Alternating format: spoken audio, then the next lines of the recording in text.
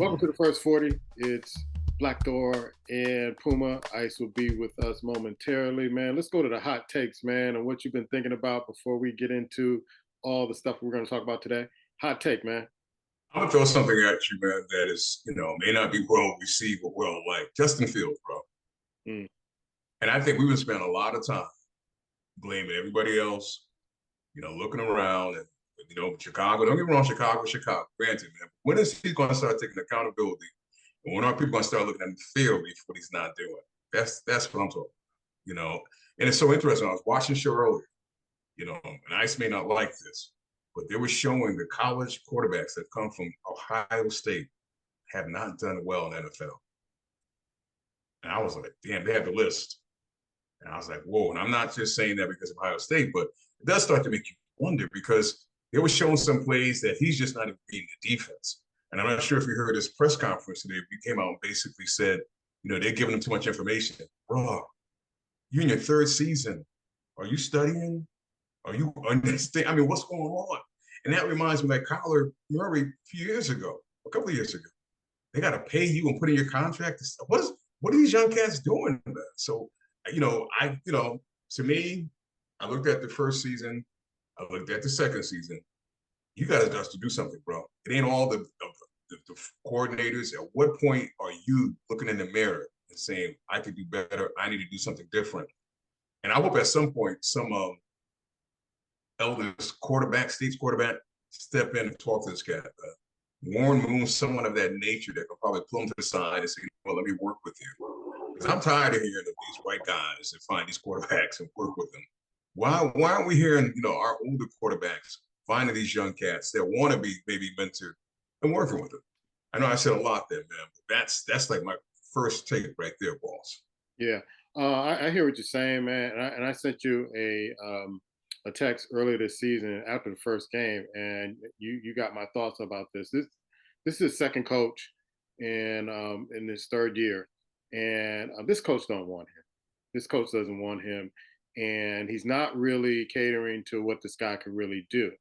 And when I see that sometimes, and I can understand it playing the position, when a coach is saying, I need you to get the ball to this particular guy on this particular play, sometimes that takes in account why he's missing or not getting all the reads. Not saying that we should not make him accountable for the play there, but it just seems like they want him in the pocket. They don't want him running around too much, and they're not catering this offense to what he can do. Also, this offensive line, there's another offensive line man that's going down this week, and this guy's running for his life. And so I just see that they got him in the pocket. They want him to sit in that pocket and just throw the ball and sling the ball, but they don't have the receivers. They don't have the offensive line. And here's another thing. The defensive coordinator just resigned. So that team is in a flux. And that tells me Uber Fleiss or whatever his name is, he ain't the coach for this guy. Every coach in the NFL is not an NFL coach. And I'm glad that he was transparent enough to say, you know what, maybe it's the coaching. Because he was coached up better at Ohio State than he is in the pros. And so I hear a lot of analysts, especially former professional players, like the most uncoached position in the NFL is the quarterback position, because you don't have a lot of folks that can come in and help develop them. Why don't the Bears do this? And I've been saying this, scale down everything, play to his strengths, and then develop him as he goes along, instead of just putting in a plan saying you're going to do this. And he may not have the horses or the team or the offensive line to do it. I mean, I've seen some plays where this cat, they've sent out 3 receivers on one side. They're almost open. This man stepped up in the pocket and got tapped, bro. That's not coaching. And to me, that's not seeing the field. He pumped and moved up. Now, here again, I'm not saying that guy is Lombardi, the head coach is Lombardi, whatever. But we keep making excuses for him. Now, I'll give you, I'm not saying they're the same type of quarterbacks, but Joe Burrow went to a team that nobody wanted to go to. There's been times, I'll throw his name out, Tom Brady always had the best receivers. So we can't always kind of keep making excuses. When you come into a system, he's been there a couple of years now, you're going to see some type of growth. And that's what I'm saying. I haven't seen any growth. Now you keep blaming on everything else, but at some point, are we going to look at him honestly in an evaluation and not do this, that, that? Are we looking at him honestly? That's how I look at it. All right, so we're talking about the Justin Fields situation, his press conference. I just saw in the news in Chicago that the defensive coordinator, which is a lot of problem with the Bears also, their defense can't hold water. He just resigned today. So your thoughts on Justin Fields? This is Black's hot take. I mean, from the standpoint of, what do you expect? I mean, I understand he's supposed to be a better football player, better quarterback, but you got to be honest about it. Think about the whole setup, the wide receivers, the lack of running game, offensive line not playing that great, and then you add in the defense. So it's crazy. So with that being said, because he was your higher pick and you literally chose him later, you got to find somebody to dump on, right? So he's probably the only thing that was holding you up from winning a couple games, helping you win some games, or at least being competitive. And now all of a sudden, because you're running out of people to go after, now it's Justin Fields' fault, right? So I don't know. I mean, I think the whole situation is a dumpster fire right now. So they got to pick on Justin Fields. I'm not saying he's not playing great. He's playing great or anything like that. But before you throw him away, how about giving me somebody that can catch the ball, put him in a good position? You know, it's like anything else. We're looking for answers. It must be somebody's fault. So finally, it fell in his lap. All right, Black, your last word on this? No, I mean, I hear that. I do. And I understand a lot of times situations, but I would suggest that we look at the video, what's going on with some of his players internally. Just look at some of the players that he's out there playing and see some of the things that they're doing. And for me, he's not seeing the field. That's not a coach. That's not a coach problem.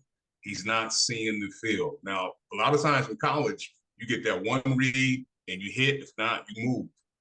He's not seeing the field. He's not moving. There's a lot of NFL coaches, players are not seeing the field. All I'm saying is this, is that, bro, at some point, you gotta make sure whatever's going on, you're doing what you have to do. I remember when I got hired a long time ago, God told me, CYA, cover Europe all the time. So my point is this, improve your skill to where when they fall, you're still going to be good. Don't sit around and point fingers at them when you ain't getting it done yourself. All right, give me your hot take, Ice. I'm going to keep it with the NFL. I am looking at, is anybody going to say anything what's going on with the New England Patriots? Seriously. Just from that standpoint, what is going on with the Patriots? We've been looking around for the longest time, and now all of a sudden, nobody wants to look at Belichick. You looked at the quarterback, looked at everybody else. When is it going to come down to maybe it's time for Belichick to walk out and maybe for them to start brand new? Black? That's what I'm looking for. I think at the end of the season, Kraft can make that call, bro. He said at the end of last season, he's getting tired, not going deep into the playoffs. Kraft is not happy. The same way he brought Belichick in, he's going to kick Belichick out. But I do hear you with this. The commentators, everybody's being polite to Belichick, and I don't like it. I know the guy won championships, but talk about what you're saying. We're not talking about what he did 10 years ago. It was crazy last year when he had a defensive coordinator trying to be an offensive coordinator. You know, Belichick has made some dumb moves in the past that paid off due to Tom Brady, as it stands now. But commentators are afraid. They're afraid to open their mouth and say anything against Belichick because they're afraid he might start winning. They're afraid of the backlash. Come on, they're paying you to be a man and speak your mouth, or paying you to be a woman to speak your mouth. Speak what you see. Come on, man. That's what our jobs are about. You should be able to speak about what you see. Now, if a player or a coach is not as hurled as him, or you ready to pounce on him and beat down, Belichick has been a piece of garbage since Tom Brady. Piece of garbage as a head coach. When they draft Mac Jones, that was a piece of garbage draft pick. So it is what it is, man. But I think Kraft at the end of this year, where this season probably going to turn up, I don't think he'll be walking the sideline next year. Yeah, Belichick intimidates a lot of people, and especially the press, because he doesn't give them much, and it's almost like whatever he gives them, they're just eating up. So I think it's an intimidation factor. I think it's a factor of trying to kind of respect a old kind of dynasty. And Belichick has had a lot of years and knows a lot of people in the NFL, and is very influential. So I think it's a fear factor when it comes to that. I've been looking at it, and we said it last week. We all picked Miami to win that game. Tua has on that particular team. He's 5-0 against them when he plays, and so nobody's really talking about that. But we always wondered when and how the New England Patriots start falling down, and they've been falling down for the last 2-3 years, and everybody's kind of just not paying attention to it. Ice. Yeah, I mean, from that standpoint, it's a lot of people are trying to figure it out. They, like you said, they don't want to be honest about the situation. They don't want to come out and say what's true. But the writing's on the wall. You're trying to do this. They're trying to play, as you said, they tried to win. They're trying to win football games using the old system that they used with Tom Brady, where you had a few exceptional individuals that can help you get that done, along with a strong defense. And right now, it's simply not there. Belichick simply just can't turn on the win button or the magic button or the Tom Brady button because it's no longer available. Yeah. Let's go to college football. And it was a great game last week, Colorado against Colorado State. I know we're going to talk about that. But there's some games coming up this week. I'm going to go to Black first. Colorado State, I think, hung in there a lot tougher than I thought they would. But those of you who fell asleep on the game, that was a game that was out of Walt Disney. I mean, the comeback and all that other stuff. And we were wearing shades today because we were raised right. Black? Yeah, I was going to fall asleep in that game. I regret it, and I did fall asleep. But I'm happy that Colorado pulled through. I was impressed. I mean, other than the dirty hit on that receiver, I was impressed with Colorado State where they stepped up and played. I mean, they basically played beyond, to me, what they usually play, and that says something about them as a team, as a school in general. So I'm gonna give them that. What's the name is just every week you look at Colorado and they're growing, man. Now who knows what's gonna happen this week when they play Oregon, but they're growing. And anything, no matter what happens this week, they're learning, bro. They're learning and they're building towards by the end of the season and next year. I don't know what Sanders, if he can leave or not, if he stays, but if he hangs around next year, this team's going to be in the top 10, top 5, bro. I'm saying right now, the way they're mentally constructed, they get some more players. They're mentally tough. They're mentally prepared. They don't bow down. They don't get scared. They don't get worried. And a lot of that's done, of course, to their great head coach and the staff he's put together. But it's been a long time, man, since I've watched college football to see a bunch of men that have the poise that the Colorado Buffalo team has, bro. And that's saying a lot. I mean, that is saying a lot. Ice, we text that night because we were both up. I didn't know you were going to be up that late. Anyway, Colorado State, their receiver and that quarterback, they played a hell of a game because they couldn't stop number 14 in that drag route. But also, I started thinking that they took out one of Colorado's best cover guys in Hunter. I think he had like a laceration of the liver or something like that. And I wondered if he would have stayed in that game, would number 14 kind of shine the way he shined during that game? And that's hard to say. I mean, and it's what it is. You got to take advantage of the situation when it's there, even though it was a tough situation for Hunter. But the wide receiver for Colorado State rose to the occasion. I told you before, what was amazing was the quarterback play of Colorado State quarterback because of what he did. I mean, he threw for more yards than the Shedeur, Sanders, and he's a kind of young quarterback, and he stepped into a very difficult situation with a lot of heat on the line, and he was making plays. And so I'm not sure what year he's in, but if the coach can get out the damn way, because one thing I saw too was you saw Colorado moving the ball, moving some things around. They knew they were in a game. They were in a fight. And if the coach could have calmed down and not be so reckless, there's a great chance they could have won that game. Particularly at the end when you had your linebacker or defense was the number 8 just went nuts. And two major penalties. If he can just calm down and make a play without trying to be reckless, they could have won the ball game. I think the coach was so involved in thinking about trying to beat Dion and hurt people and be nasty and just win a fight that he did his players a disservice because they were right in the game. They were making plays. And that's when a coach should come in and go, hey, wait a minute. Yeah, I know y'all fired up, but calm the hell down. We need to win this game. We can talk all the stuff we want to or whatever, but do not lose the damn game on petty personal files. That's ignorant. And it showed the ignorance of your coach at the time as well. Undisciplined, 16 penalties, unheard of. I think they almost set a record. I think it was 16, 17 penalties. All right, some big games coming up this week. The game I want to watch is Florida State and Clemson. Can Florida State take over the ACC? Of course, you have the Ohio State and Notre Dame game. You have Iowa and Penn State. You have Washington and California. You have Utah and UCLA and Alabama. I want to keep a close eye on this because Alabama's on the downfall. They fell 3 spots this week. I want to see how they do against Ole Miss. That's going to be an interesting game.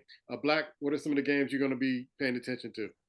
Well, you mentioned it, man. I'm going to zero in on Notre Dame right there, bro, because I think they're building something. I'm not sure if we're going to win this weekend, but I think they're building something. They're pointing in the right direction. It's like they kind of recruited some better players that was there either a year or 2 years ago. I don't even understand why Clemson is being mentioned, bro. I don't understand. I mean, Florida State, get me wrong, they had all they wanted with Boston College Saturday. Boston College played a darn good game. Probably should have won that game. But I can't imagine Clemson, taking down Florida State. I just don't see it. Florida, I'm going to tell you right now, that's not a bad football team. At the end of the day, Florida's not a bad football team, so I kind of checked them out. I said about Alabama already, man. I don't want to be done to keep saying the same things, but they're going to slide more before the season's over. It's just, there's some changes coming to Tuscaloosa. We talked about Belichick. That's Belichick's board. They might be bolting together next year. All right, Ice, what games are you? I know you're going to watch the Ohio State Notre Dame game. So any other game? why would you think I would watch that game? I don't know. Why would you watch that game? But no, I told you last week. I told you Florida. I told you Tennessee. I said, look, watch out for that game because it's a rivalry, and Florida has nothing to lose. It'll be interesting to see what they do. Tennessee trying to come back as well. But I do want to watch Alabama Ole Miss because of the factor that this is the opportunity to see can Mr. Saban rise, bring this team up when it's kind of may not have the talent that he's looking for currently. Also, Oregon and Colorado. Just because Oregon comes with it, and this is the opportunity, even if Deion team doesn't win, this is the real spotlight. I know everybody's excited about Colorado State, but come on now. We about to get into the meat and potatoes of how things are going to go. So we need to see that. Utah, UCLA. I've been screaming Utah since day one. I think they get their starting quarterback back this week, maybe. So you got to think, they won, 3 games with 2 backup quarterbacks? And now you get the guy that really was all conference prior to this as a starting quarterback. If he's ready to go, they are going to be trouble. I'm telling you this, going to be some trouble. So you better watch out for Utah. But last but not least, I got to talk about Ohio State, Notre Dame. Notre Dame is really coming on. Everybody knows that. It's at South Bend. We're going to find out if Ohio State is ready. They finally decided on who the quarterback is to get up in there, and they're going to be tested. They're going to be tested, and that's why you play the games. If you're scared, they say stay at home or stay on the porch. So that's what we're. All right, we're going to go to Major League Baseball report with Ice Water, and then the WNBA playoffs with Black. Take it away, man. Yeah, man. When you think about this, the baseball season is just so crazy and bizarre that people are like, what happens next? Where are we going? Who's going to do this? You look at the standings and yourself, I don't understand. I don't know how this is going. But before I jump into the standings real quick, I know you mentioned about Ohtani. Shohei Ohtani with the Angels, actually, who's going to be a free agent. And you wonder, because the Angels allowed him to shut down early, and there's a chance that he could just walk away. So I wonder how that's going to play out for them overall. Maybe they're just being the nice guys, and maybe he'll come back to them. Or maybe they say, hey, we appreciate all that you've done, and we're going to move forward. And whatever you decide, we'll live with. Let's do the standings real quick. American League on the East. Baltimore leads this division by 2 games over Tampa Bay, who's been really trying to get up and down. They're struggling a little bit, but they're standing right behind them. Toronto is 10.5 games out. Moving over to the Central, Minnesota leads that division by 9 games. Detroit is 10 games back in the Central. And the American League West, Houston is up by only a half a game up on Seattle and Texas. Going to be very interesting if we move down the line. Who wants it? Who wants to stand up and take a shot at the postseason. In the National League East, the Atlanta Braves are still in first place. Philadelphia is 14 games behind them. And in the Central, Milwaukee is in first place, short by the Cubs by 6. And unbelievable, the Reds are still only 7.5 back in that division. Must be some bad baseball being played. Last but not least, in the National League West, Dodgers are just mailing it in right now. They're in first place. They're up by 13.5 games on Arizona. And everybody else is getting ready for not Christmas, but next spring. So, and that's San Francisco, San Diego, Colorado. Sad, but true. All right. Black, you got the Aces, the Liberty, and the Wings. They have moved on. So we're waiting for Connecticut and Minnesota to kind of decide who's going to move on next. Your report, sir. You know, I want to start with this because we, all of us, threw dirt basically on the WNBA for the last couple of years for good reasons we did. But don't look now because their viewership was up 21% compared to last year. Their attendance is up 16% compared to last year. They're going crazy on social media, bro. They're going crazy. They got a lot of support. So, you know, they're in a couple more places than they were than last season's this time around too. So things are pointing up, bro. The trajectory is pointing up for the league. I hope it continues because these young ladies are basically balling. Like you said, the Aces and the Wings and basically Liberty are waiting. And it's no surprise because the Lynx are giving the Sun all they can handle. They're giving it to them. And I know I spoke earlier, I spoke earlier about it's a surprise that the Lynx even made the playoffs this year. But that coach is something else. She knows what she's doing. I would not be surprised if they actually make it beyond the Sun and go on to play the Liberty. I would have said this a few months ago, or about a month ago, but I think the Dallas Wings are going to take down the Aces, bro. I watched them play a couple of games. They're deep. They're big up front, and they can score.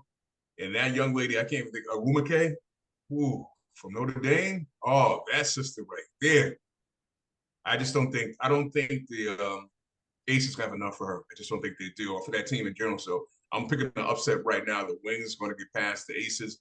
And I believe the Lynx might go on and play New York Liberty, but New York Liberty is deep. That team is very deep, man. That they're playing well. It's funny because Brianna Stewart, even though she won MVP, at times she disappears. You would never think that, but I remember the first game of this playoff series, she disappears, but when they need her, she starts to show up. She's going to be a little more consistent. Jacko Jones going to have to play a little tougher. But I think at the end of the day, we'll see the Liberty pivot up against the Wings.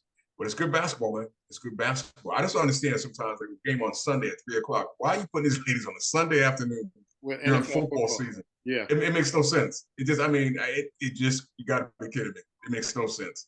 Yeah, I thought that the same thing. I'm like, there's no way anybody's watching that particular game. Yeah. No, well, maybe. Let's go to our last second shots. Let's go to Ice first. What's your last second shot, sir? Yeah, last second shot is trying to figure out how are people going to respond when Colorado football loses their first game? Because you got a lot of people what's going on and how things have people have responded, and I wonder if people are going to jump off the bandwagon. And last but not least, too, it was amazing. You guys were wearing shades. I should have had my shades on, but due to technical difficulties, it is what it is. But I'll say this real quick. You know, Deion Sanders, there's a lot of madness going on about the coach talking about, he wasn't raised right, he's wearing shades. So what does Deion do? He already had a sunglass deal, right?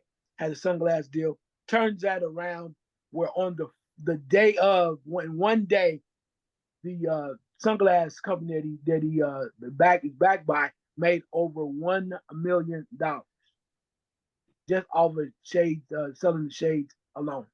And of course, Deion went out and gave everybody on the media road shades and just kind of got everybody hyped up. So you think about this man has marketed just wearing some damn sunglasses. and there's nothing he can do wrong now for that company because they've taken in so many orders that they would do anything in the world for him. So his marketability continues to just grow and thrive. All right, Black.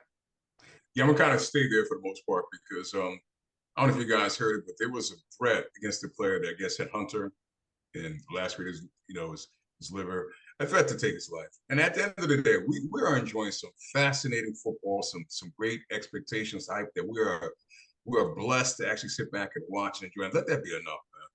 It's a game. At the end of the day, I'm not saying what the young man did was correct, but when you want to think that you have the right to say to someone, I'm going to kill you over a football game, you really need to get your life right now. You got to get your life. It's a game. Enjoy the 3 hours of the game, yell, scream, cuss, whatever you want to do. But it's over. Just be thankful that you were blessed enough to experience. Real quick, mine is about ESPN. I just saw a few minutes ago where the NFL show was talking about Josh Allen being an elite quarterback or a great quarterback. If he's elite and great, what's Patrick Mahomes? That's my last shot. We'll see you next time.